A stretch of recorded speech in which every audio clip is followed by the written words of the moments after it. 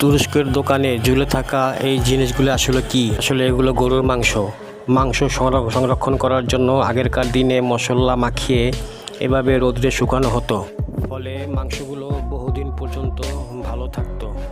তুরস্কের যে কোনো বাজারে গেলে এরকম অদ্ভুত জিনিসগুলো ঝুলে থাকতে দেখা যায়। দেখতে অনেকটা লালচে খয়েরি রঙের, বাইরে থেকে দেখলে বোঝার উপায় নেই এটি মাংস। যখনই এটি কাটা হয় তখনই বোঝা যায় এটি মাংস।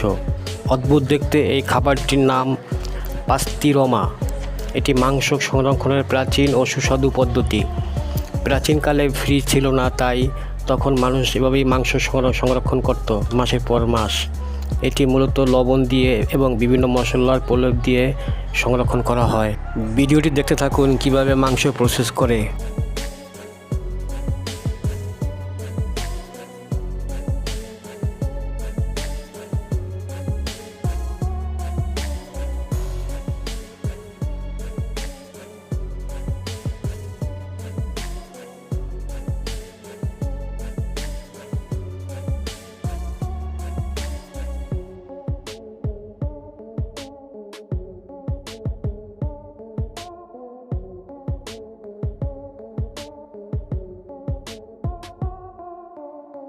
ভিডিওটি দেখে ভালো লাগলে পাশে থাকবেন।